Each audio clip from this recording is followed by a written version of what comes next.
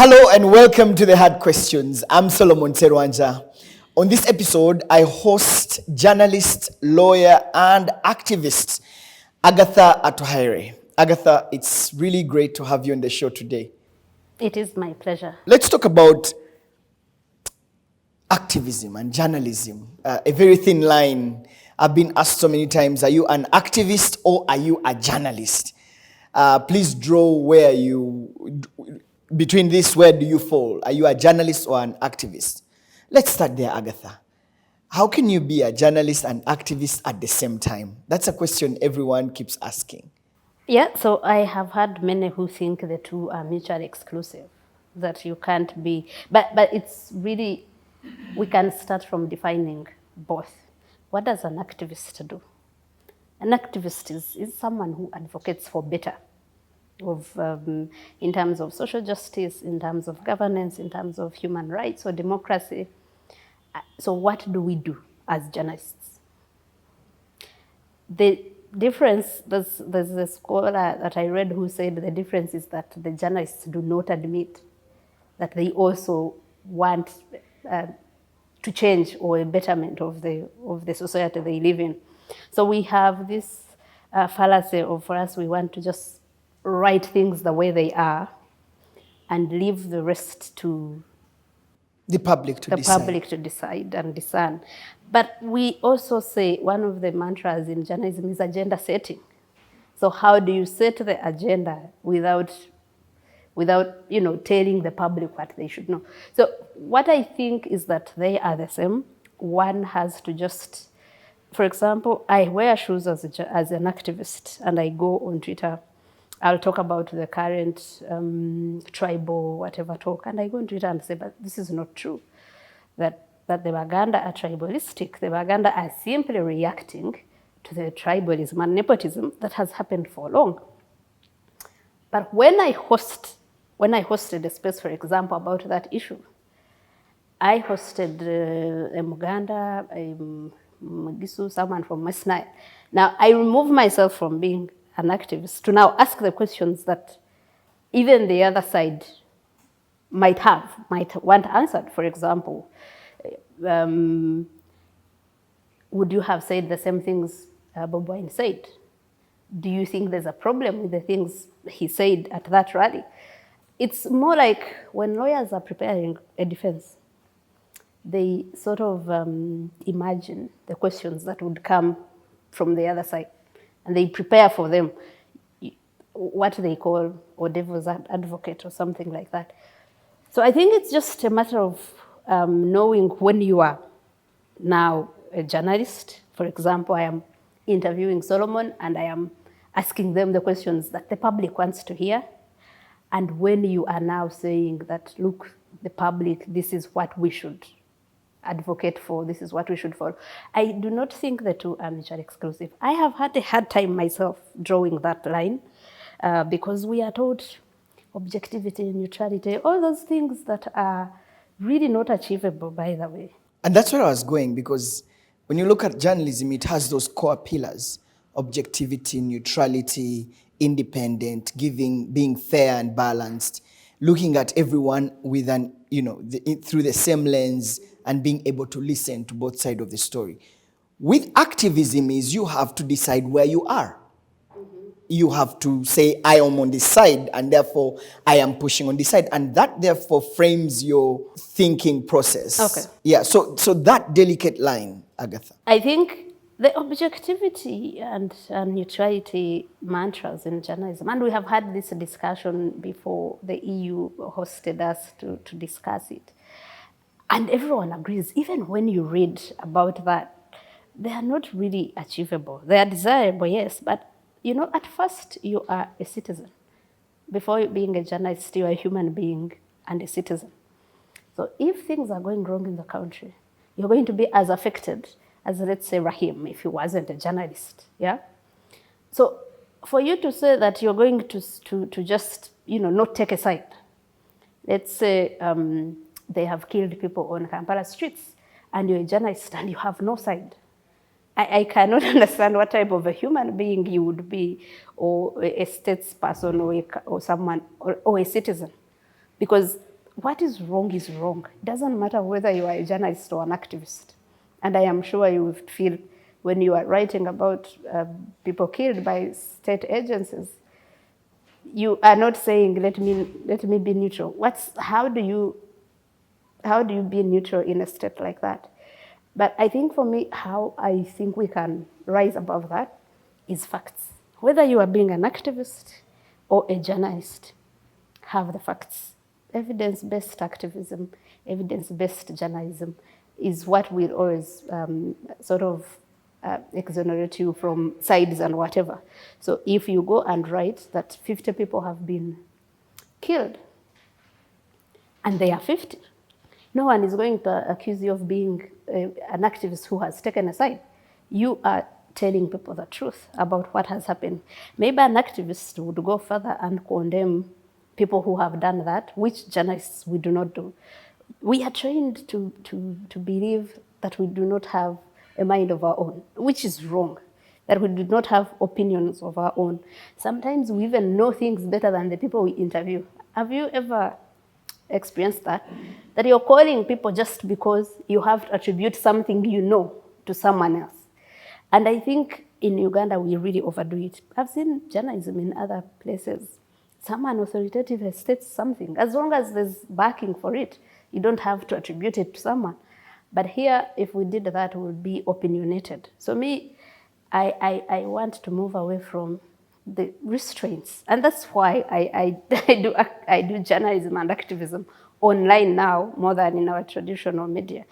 Those limitations of that we are confined in without even understanding why, I don't want to be in them. I want to know that I have the facts about what has happened, and that's what I do. Most of the time, that's what I do. And I put them there, and if there's a need to go ahead and give a stand of my own, which we are not allowed to do when you're writing an article in mainstream journalism, I will do that. Sometimes if it's not necessary, I don't. I have put facts there for people to see. So you're thinking that we need to redefine journalism? Yes, very much. To go beyond Yes. just saying the 5 W's and H, and Yes. also add a touch of activism. When we say we are agenda setters as journalists, that's what we mean. That we are telling people that this is what is happening, and we go ahead to say this is what we can do to stop it from happening. Because for me, my activism is to say we need to all rise up. There's that citizens' agency that lacks in this country.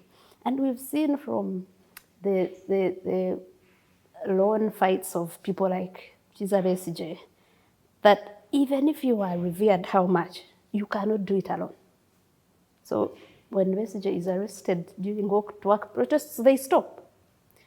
But if all citizens are told the importance of this country is burning down to the ground, let's do something, let's hold these people accountable. You're not inciting people to do anything wrong. You're just telling them, this is your country, this is your money and resources that are being wasted. Let's demand that they are used to better. Let's demand that they are put in a hospital for your children. So for me, that's how I see it. And I think just writing, and I did that for 10 years, just writing and saying, okay, I'm going to leave the audience to be the ones to decide or to conclude for themselves. It's not impactful. Yeah. We know a little bit more than the rest of the population in terms of information, in terms of even knowledge. So we should use it in a way. When you're living in a country like Uganda, you do not have the luxury of saying, let me just stop at this. Things are going wrong. That's why you're seeing an issue like someone going to Luwero and saying people have taken a land, people don't have jobs, which is true, but becomes, fiery like that. People are saying there could even be a genocide.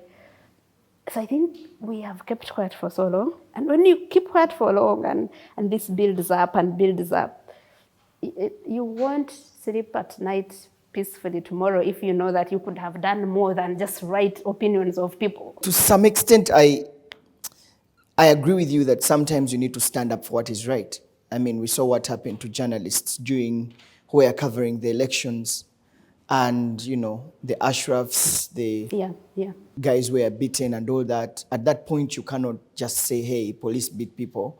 You've actually have to stand up and say, look, And I also, this Solomon, cannot I be also have a acceptable. problem with that we remember to stand up when it's a journalist, when it's journalists that have been attacked. Because I remember the time that the Sabitis were beaten at the Human Rights Office, the UN Human Rights Office. And there's even the next day, I think, on NBS Morning Breeze, there's meeting of journalists. We condemn, we condemn. No, we cannot just condemn. Because you see now what the contradiction there, that now on that issue, you have chosen a side and said, don't beat journalists because you're one of them. What stops you from saying, taking the same stance when they beat other Ugandans that are not journalists? When they beat people that they beat in November 2020, like all the time anyway, that happens. So that means that if you're saying beating journalists is wrong, there's nothing wrong with a journalist saying beating citizens who are protesting peacefully is wrong. Or saying that stealing citizens' resources, like what happened with the iron sheets for Karamoja, like what happens with medicine, is wrong. Because those are things that actually go to the livelihoods of people, like real lives. People die because there's no medicine in hospitals. So, or even that, no one can convince me that there's any contradiction between journalism and activism. I have, and this is on record, what I've done on social media, I have criticized everyone. Opposition politicians, NRM politicians, civil society, everyone. So where there's wrong, it doesn't matter where it comes from. If you're a journalist or an activist, just talk about it. All right, let's talk about the activism and the journalism online. Let's talk about some of the campaigns that you've led and citizens online have led, including the different exhibitions I had in the same seat. I had Spire, Jimmy Sentongo on that seat, and we were talking about cartoons for activism and how far it has gone, and him leading all these campaigns, the Portal exhibition, the NGO exhibition, the police exhibition. There's a shift in the way we do journalism, that it's now moving away from mainstream journalism and now coming to the online and social media activism and journalism, so to speak. Let's talk about one of the big campaigns where you strongly participated, and that's the NGO exhibition. That left some people thinking that you were maligning them. Others felt like it was a personal vendetta. Others felt that you did not give them an opportunity to speak up, especially in scenarios where you would get screenshots in your inbox and then just post them on your timeline. And some people would complain and say, look, it doesn't matter if this screenshot has been sent, you have to do some fact checking and verification before actually you share that same screenshot.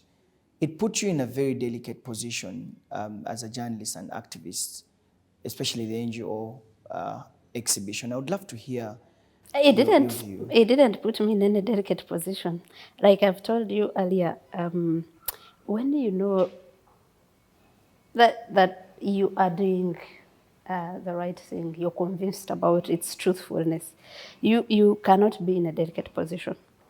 And I will tell you that the people that complain about all that were happy when we were exhibiting others. The only difference here was that the NGO sector, the NGO leaders and people there never thought that they could be questioned. They thought it is their job to question everyone, but what happens in their houses should, some of them told me that they don't use taxpayers' money. So imagine reasoning like that because they use taxpayers' money if they didn't know, except it is not Uganda's taxpayers' money. So you can't go and write this proposal that I want to help Ugandans do this, I want to raise awareness, I want, civic awareness and all. And then you go and use it for something else, maybe personal. And then you say that it was not taxpayers' money, because that is problematic at two fronts. One, you are doing the exact same thing. You're criticizing the government over mismanagement of funds, embezzlement, or what's the word, misuse of funds that were meant for something else. But the other, and which for me is the most important, is you lack the moral authority. Like, there's no way people who you are criticizing will take you serious and act on what you are criticizing them over if they know, and I am sure the government knows these things. No one was hearing what we did during the exhibition for the first time. As long as there's evidence to... And that's what I was coming to the allegations that are being raised. So people who are saying fact-checking, they do not know whether I did that or not. They just assumed. For me, and we were 3 or 4 people reading the exhibition, I think the only one in there who didn't have a legal or journalistic background was a young man called Sam Burns on Twitter. But even him, I talked to him because I'm the one who asked him to come in. Most of us were busy with other things, and I would get some things and send them to him. But I told him about fact-checking. There's nothing I got which sounded not plausible that I didn't fact-check. Nothing. And the people that complain, I know them very well. Those ones, I knew the things they were doing. I know them from friends. I know them from my own experience. That's one. That there's nothing I wrote that was wrong. And if it was, those same people should have come to that platform, because the online platform is not limited. I mean, it's not restricted. That you say, no, someone can't say what they want to say to clarify. That's why you saw the NGO forum come write statements about it. So if someone thought that what Agatha has written is not factual, they could easily just have come and say, Agatha has said I received 1 million shillings or $1 million and I used only this, but this is the truth. That's how you counter. Yeah, but Agatha, journalism calls for fairness. Factual. Did you reach out to these people and say, look, I have this, what is your view, before you actually put it out to the public? Reach out to people in security or health or the health sector? What we do with the exhibition is that you ask people. And that was mainly the problem, that they didn't understand that we were acting as mouthpiece for people. So you ask people what they have experienced, and they send you what they have experienced. And I will repeat for you again that every message I received in my inbox, I cross-checked. For example, there's a message that came from Nodu, I don't remember it in full, but it's an NGO for women with disabilities. And I went online and I found the workers had even addressed the press about these issues. I called someone else who has worked there. I did that every time. There was another one I got from someone who claimed that there's a foundation called MUPSA, that the owner was using the money from the foundation to run a school for children with special interests. That school is on Sasi Bukoto Road, called Dawn or something. I went to that school, asked about, because at first I thought maybe she put a school for also charity. Asked how much they pay. And the fee structure was 2.7 million. So clearly it wasn't a school that was put up for unprivileged people or for free. I also did a check to find that indeed the same ED of that charity is the same proprietor of the school. What else would you do as a journalist? You would need to find evidence that money actually was used from the foundation to build the school. Some little more digging and maybe perhaps asking them. Because you see, we are looking at evidence, Agatha. When you put out someone's name, you're an investigative journalist. No. You must have evidence that confirms your allegation. I am. In law, there's what they call circumstantial evidence, where you cannot find Because how am I supposed to find that money that used to build a school didn't come from that? For me, if I have done the basics, Then check, how do you confirm that that no, money came from if that? I have done the basic check, which we do in journalism, is that if I put it there, let this person come and say, look, I run this school. And like I said, Twitter is not restricted. But Agatha, that's not fair. That you first put it out and then you expect someone to come and say it. It is your job as a journalist to say, hey, look, these allegations, I received this screenshot from one of your former staff. It was and impossible. It is their allegations that you're actually using money from a foundation to build a school. Questions. No, I hope, I just wanted to put this question to you. Isn't it only fair that you give the other person an opportunity to actually speak about the allegations that have been raised against him, so that you cannot do, oh, I put this there, come and defend yourself, except if you tried and you failed. And that's what journalism calls us to. And that's what I want to ask you. Two things. One, it was not practically possible for you to call everyone and ask. Two, there are people who would call and they didn't want to talk about it. For example, I tried to call a lady at Lapsnet or something there were allegations every day about her. And she wasn't interested in talking about it.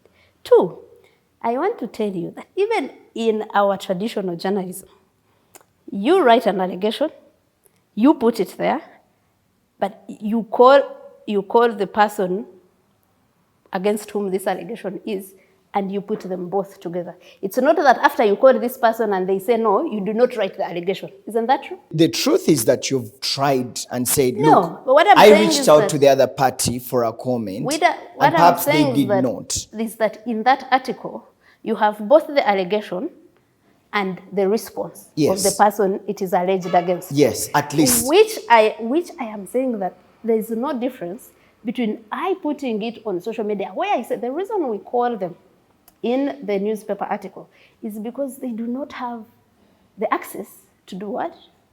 Otherwise, you'd have expected them to complain and write to the newspaper and say, this is my side of the story, which is not what journalism is. If I have got an allegation and done the basic check, the one that I can do, that is possible to be done, and I've put it there, and I've put it on a platform that does not restrict you, Solomon, from saying, Agatha has lied about this and this and this, and this is the other side.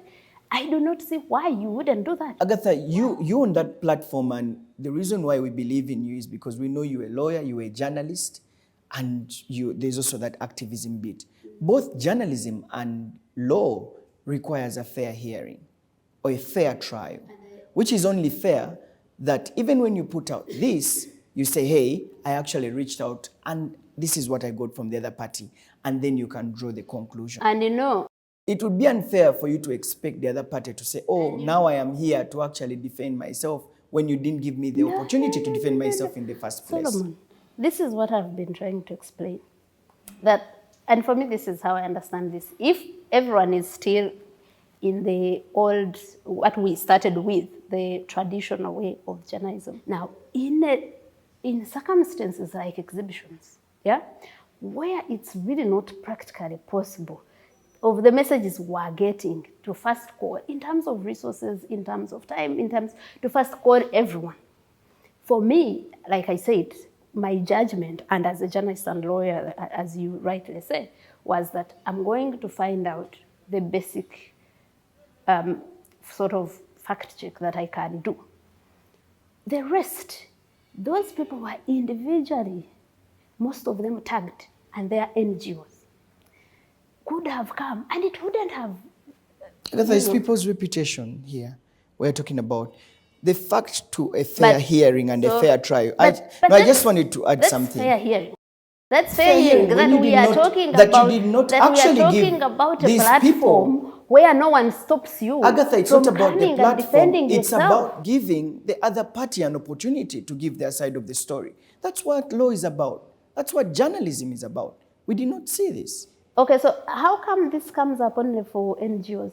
No, I'm just saying for everything. I'm just asking this question on the principle. No. It's not only on NGOs, So but on the principle. I'm just speaking on the principle in your view, of fairness in your view, and being balanced. In your view, Solomon, these exhibitions that we actually, I am not the one who started them. I thought they were like the most genius way of hearing people that have no platform. Yeah, there's no day I'm going to put an ED of an NGO above those people that work with him or her that have never had any platform to air their grievances, because an ED has all the resources, all the access to all the platforms. Now, I am not understanding how you're saying that this can be done. Let's say now we are doing the exhibition on education. That every time we get a picture of a school, we first look for the head teacher of that school, ask why this school is in this state. No, I do not think it's even possible to do that. I am saying that there are people that are responsible. And that's why we first tagged the spokesperson of the education ministry to say there are people responsible that can come and clarify. That's what happened with the KCC exhibition. Simon came and took the heat and clarified on everything. It's only people who did not think that they owe the public any explanation or any responses, starting from the Ministry of Health, that did not. I do not see, unless you really have any other genius way of that, how that can be done, but I do not see how we can be doing an exhibition and first call every day how much you get, and first call this school, or why is this school in this shape? We are told they don't teach. No, I am thinking that we have had an opportunity to give an ordinary person a voice through these exhibitions. And for me, that's the best thing about them. Let's give an ordinary person who we have not reached before, who we can't reach to have their story in the newspapers every day, or to be on a show like this one.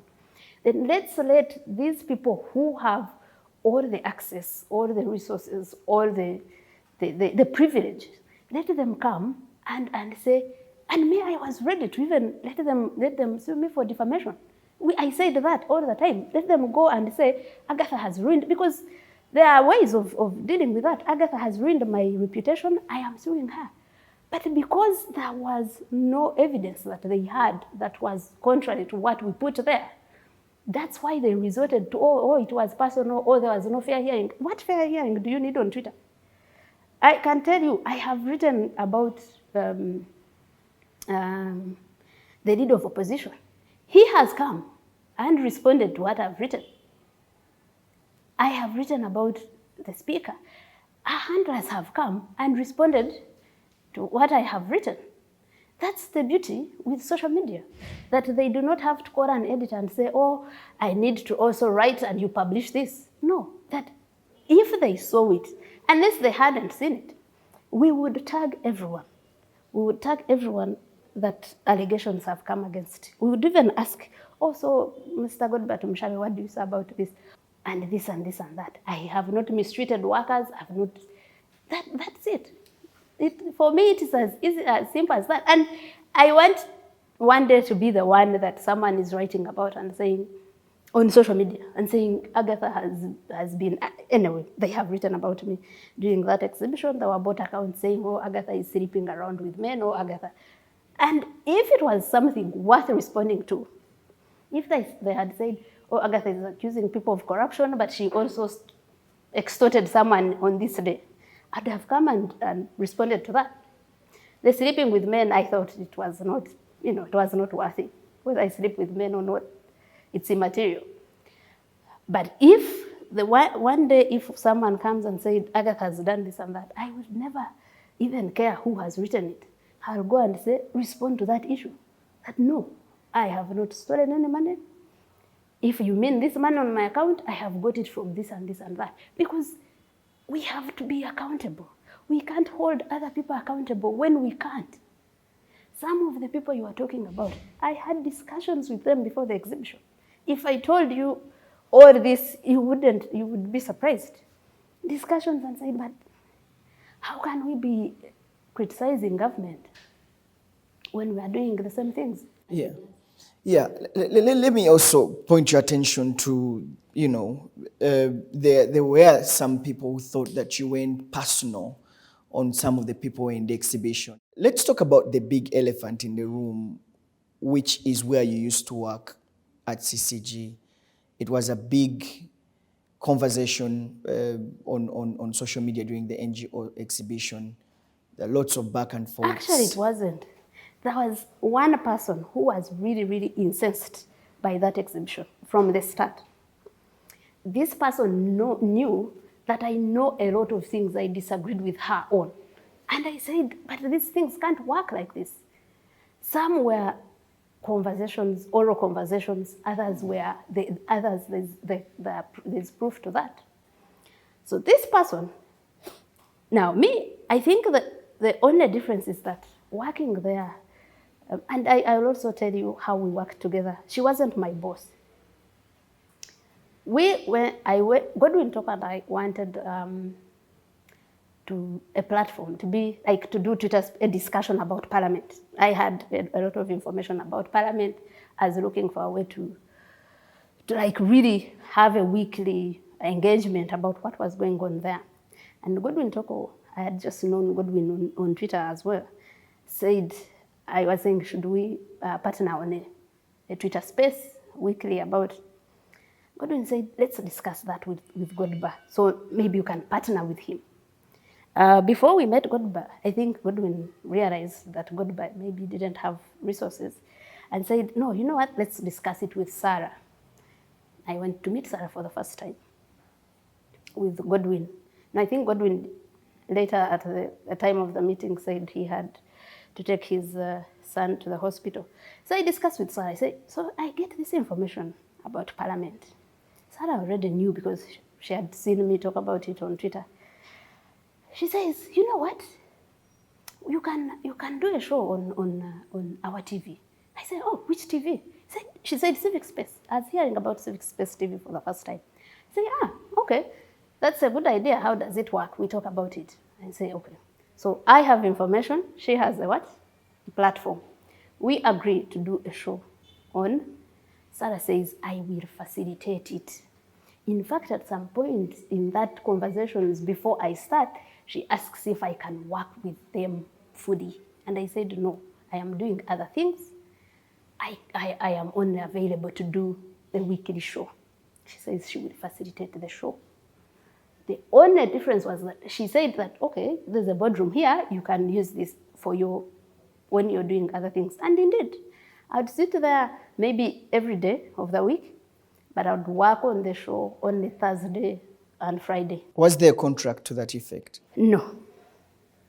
The contract, which I have, came from the HR. I have that copy, I can show it to you. It had nothing to do with what we agreed. It was calling me a legal officer. It had nothing to say that I am doing a show on Civic Space TV. There was nothing like that. I told the HR guy that, no, this is not what I agreed on with Sarah. He said he had sent it back to Sarah and told her that. I worked with her for 6 months, and in those 6 months, it had not come. When I eventually left, it wasn't because of the contract. Like at the end of the day. But were you being facilitated? Yeah. I was being facilitated for doing that work. She was giving me 2 million a month to facilitate the work. Now, Sarah wanted me to do more. Said, oh, do this today, do this tomorrow. When I had time, I would do it. Because at first she would ask as a favor. Then after, it became, Agatha, you do this today. And I said, no, I don't have time. All those messages, I have them, Solomon. The good thing, those were messages, I have them. I said, Sarah, my job here is to do the show. I should only be assessed my performance against that show. Has it happened? Has it happened the way it should happen? The other things, I can only do them if my schedule allows. Today it doesn't. Those messages are here. And that's when we had this really big sort of quarrel on that WhatsApp group. I have those messages and I said, no, I am supposed to do the show and nothing more. So you left on a bad note? No, Between I didn't. It you and wasn't a Sarah? bad note. Okay. I don't understand people who can't manage their emotions. So me, I am just saying, but no, Sarah, our agreement was that I do this. Now this, I don't have time to do it. That shouldn't be a bad note under normal circumstances. Yeah? If you don't know how to handle that, then you will take it as a bad note. The bad note came when she did not. So the last month that I did that work, the facilitation for that work that came was 1 million. And I said, why? She said, you refuse to do other things. And I said, okay. I can take the show somewhere else. I can do it somewhere else. There was no bad note. The issues that I said about Sarah, which is why I never talked about my issues with her. And that was because this exhibition is not about me. It's about the NGO sector.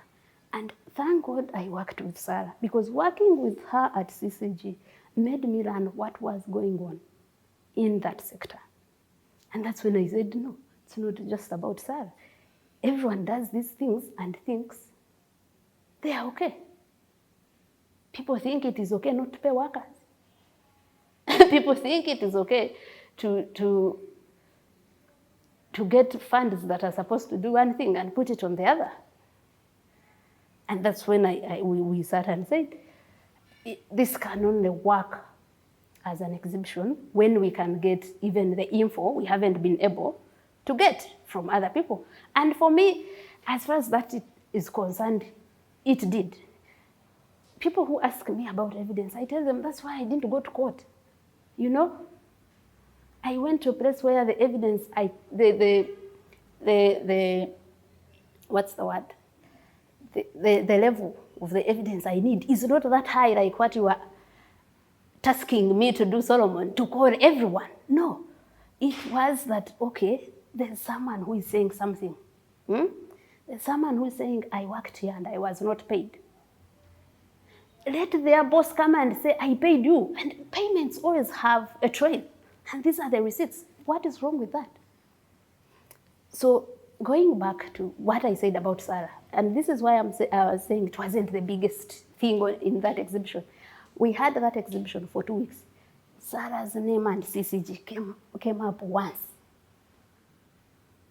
I wrote and said she employs half of her staff are her siblings and niece. And relatives. Yes, not just relatives of her, siblings and a niece. Now, I shared a WhatsApp group and said, this is her sibling, this is her sibling, this is her sibling. She went and in the recent, because after your interview, this came back, and after blocking both Godwin and I, she formed a bot account and said, oh, a WhatsApp group, what if it's a fellowship group? Now, the people I've put there, one is the administrator that we would send, stuff to, that would send, let's say there's a report, a monthly report. She would ask me for a monthly report about the shows, and I would send it to her. Now, you can't say that that's a fellowship. That was her sister. One was the one in charge of doing flyers, graphics designer, which flyers I thought the quality was terrible. And when I raised it in a meeting and she didn't respond, that's when later a colleague tells me, but by the way, that's her sister.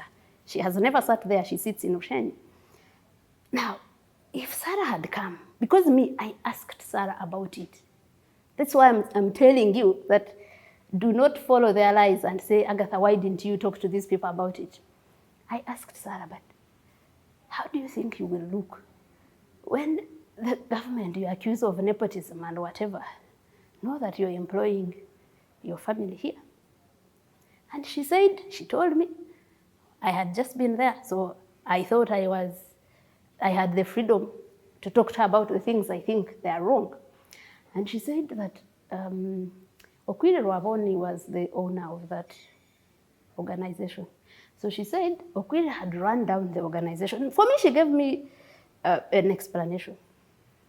And that, I think apparently what she said was that Okwiri had mismanaged money from donors and there was no money coming in. And there's a time where there was 2 offices of CCG, one for Okwiri, one for her. And for her, because she didn't have money, the only people that could work for her without money were her family members. But guess what? I saw a receipt of paying the niece who does communications, which had 4 million shillings that is paid to Rita. Yet there are 2 people who are not her relatives, who in rank should be above Rita, who earn 2 million and 1.8. Now, the explanation of Okwiri cannot even explain that. So me, these issues, I raised them. There's a WhatsApp group I am on. She was on it also, and got back. When this exhibition started, it came up, oh, what if it's personal, whatever. I wrote there, and I would tag both of them. I have talked to you about this. I said, this is how I feel about this. You do not agree. So let Ugandans know what's going on. Let them decide for themselves whether they think it is okay or not. I think that's the only thing I wrote about Sarah. And people just commented about it, and she also came, and I want you to say what is personal about that. I thought we could pick it up and maybe put that to rest. I'm glad that this is clear. You've mentioned about it on the relatives, but while you were speaking about all this, I kept asking myself, where do we draw the line between activism and I don't know if I should call it fairness, but because when you're running an organization, there's some things, in some organization actually they sign oaths of secrecy, so that whatever happens within the organization keeps within the organization and you actually leave, because there is some level of this is in-house. Some organization make you sign that whatever you listen to or whatever happens in this is actually closed. You absolutely cannot take out anything. Solomon, if you went to work at an organization and you sign that code of secrecy, thankfully I have never signed it anywhere, and you find that this organization traffics people, would you keep quiet because you've worked in this organization and there are things you shouldn't say? Trafficking is such a huge thing. No, you see, we are into activism, anti-corruption activism, good governance activism, social justice activism. For me, I don't know how you do that. I don't know how you pick and choose which ills to criticize or which people to criticize. There is no way I'm going to get up and go and continue criticizing Anita Among or Muhoozi Kainerugaba or Museveni or the Rope. And, I say, the NGO which is doing the same thing, let me put it, and I cap it. They had a bit of legitimate concerns that, okay, we are in a government that has been gagging NGOs with even no excuse. Now it might do it in a worse way. It did not convince me enough to say, I'm going to hear about some ills, some corruption allegations, some, fraud allegations, some abuse of workers, of human rights, of that some people are not paid, others are exploited, work more but are paid less than the others, and keep quiet. I did not know in my mind how to go back home and sleep, but wake up and criticize Anita Among. I did not know how to do that. I envy anyone for being like that. I am not like that. And it is especially that in my mind, I thought we should actually first criticize the NGO sector before criticizing someone like Anita Among. Because, we don't expect any better from the NRM and its people. It's like it has become the norm. Corruption is the norm, mismanagement, abuse is the norm. When you find a government official who does contrary to that, those are the exception. So those ones, we don't expect any better. Even when you are writing, people say, what did you expect? You understand? But from people that we expect better, the champions of social justice, the champions of human rights, the champions of transparency, they will be the ones I will talk about, whether there was a code of secrecy or not. Like I said, thankfully it wasn't. Okay. I did not say any lie, and this is what I'm saying, that if it was a lie, someone like Sarah Vilete, who felt the most aggrieved among the people we exhibited, would have come and said, Agatha is lying. But Sarah would come and say, Agatha has a personal issue. It doesn't help you. It doesn't. I can't come and say that you stole this and I have evidence. And you say you are saying that because it's personal. The reasons I'm saying it are immaterial. Okay. Let's talk about leveraging social media spaces for good governance. And partly that's what you're saying, that the space is now open for citizens to come together. Before, the media, mainstream media, used to be looked at as the main source of, information. Right now, there's social media. Citizen journalism now is a runaway train for people to actually stand up and speak up against what they feel is hurting them. Where do you see this progressing into, especially as we now get into the election season? How important is that going to be, and should there be some safety nets? Safety nets. I am not a fan of safety nets. You want everything out? I think people who... Whichever language is used, people who whichever... want safety nets are people who have things to hide or who don't want to be criticized. And I will give an example of the NG... It's called gatekeeping. Of the NG exhibition we just talked about. So much came up during the NG exhibition. Some lies, some character assassination, some maligning, even to me, especially to me. I never paid attention to that. And I never thought that because people have come and attacked me and thrown mud at me, we should have safety nets. I am all for freedom of expression. I am all for that sort of a free platform that people we never reached in mainstream journalism can be reached now. That people whose views we never had, because first of all, we can only reach a few people, but also secondly, those we don't know about. That's why in mainstream journalism, we are criticized of bringing or quoting the same people over and over. But there are people out there with information, with knowledge, with experiences that they want to share. So I'm not going, and even the Constitution talks about limitations in Article 43. But when there was a chance for the court to talk about that, to pronounce themselves on freedoms and limitations, they said the primary goal is on the freedoms. The limitations are secondary. Yeah? So I think if we left people there to say whatever they want, to leave those who want to come and say even nonsense, yeah? Because it's not that I like nonsense. It's that if you put limitations, you're limiting even those who are saying sensible things. So I would rather we leave everyone, the abusive ones, the nonsensical ones, so that we do not limit the ones that say what we might need to hear, what the people in these positions might need to hear. Yeah. So for me, I think that we should have the mind to sieve out what is useful and leave.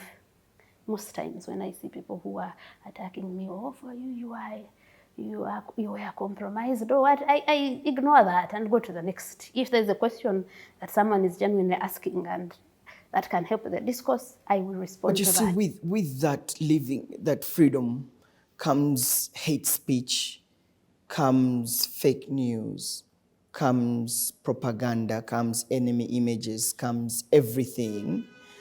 And you're exposing all that and Solomon, I'm telling to the public. That the only way you're going to stop that is by stopping people from expressing themselves altogether. There's no other way. We were talking about hate speech last evening on the space about tribalism and sectarianism talk. Even the reason there's no clear definition about hate speech is that, there's a thin line between that and limiting freedom of expression. For example, in the Computer Misuse Amendment, they define hate speech in so broad ways as something that ridicules someone. Those are very subjective things. There's something that you will feel ridiculed about that I'm not. It depends on your emotional stability and strength, on your thin or thick skin. That we are going to have a problem if we start limiting things because of that. For fake news, disinformation, I think that's why we are here as journalists, if we are properly supported to maybe counter it and mitigate. But what I'm saying is that, Solomon, even if you did what, there's no way you are going to stop that bad side, yeah, without stopping even what would be the good side. I think there's something in the Bible about it's like tap water, which can bring both dirty water and clean water. You can only wait for dirty water because there's a moment it clears out, and then you get the clean water. You can't say, let me close this tap completely, because you won't get even the clean water. That's how I see it. But the thing you say about how social media is being used now, and in an environment like ours, and going into even the 2026 elections, my suspicion is that the government will have to find a way of stopping it. People run to the social media space because the civic space is shrinking. Exactly. That's what I was coming. We used to have radio talk shows, Bimeza, all these different programs. People don't have anywhere to express themselves. So now they are on social media. And the government will not like that either, because by now, government must have seen the rallying ability that social media has, but also in terms of, making things they don't want to go out and reach so many people. And that's why I suspect that they could be thinking of how to stop it. But if that is not done, I think I am happy that there's something like that, that if people can't go and assemble, if they can't go to the mesa, if they can't protest, let us put a hashtag of exhibition. Exhibition is exposing. So if that's all we are left with, to expose and say, Solomon claims to be an investigative journalist, but this is what he is doing. And that might not stop you from continuing to be, but the public will know you for who you are. I believe in informed consent and full disclosure, that even if I am dealing with Solomon, I want to deal with Solomon from an informed view, that I know this is what Solomon is, and I'm going to deal with him because my dealings with him will be determined by that. But for you to think that, we have the best president, when in actual sense, people are dying, people are being killed, people are being imprisoned for months, years on end without even a trial. It's better that even my mother in the village, who thinks this president is a good president, knows about things like this. So that if she decides that for me, because he came and we can sleep, I will still vote for him, that's okay. But if she says that no, I was voting for him because I thought he was different from these other ones, that's also okay. So me, I really see it as it has given civic space and freedom of expression a new lease of life. Okay, where do we go from here? Well, I am worried about this country. There's a time I hosted, when I was still doing that show on Civic Space TV, I hosted an elder, Augustine Ruzindana. And he said, I don't remember the word, but he said he sees all the indications of turmoil and violence and whatever. I'm going to listen to that again and see, back then, which is maybe a year ago or two, I thought it wasn't that bad. It was a bit exaggerating, but now I am also thinking that with the way things are going right now, with the way campaigns have started 3 years to the election, by the time we get to 2026, if we do not get these honest, candid conversations about where this country should go and how it should go there's going to be a big problem. So I think that there's a need to do something for everyone to share in this concern and do something about it. The problem is that people with the power to do something about it don't have the incentive to do that, because the situation, the way it is, works for them. Yeah. Agatha, thank you so much for speaking to us. Thank you so much. I've been speaking to Agather Atuhaire, journalist, lawyer, and activist on so many things. I hope you enjoyed the show. I'm Solomon Serwanja. This is The Hard Questions.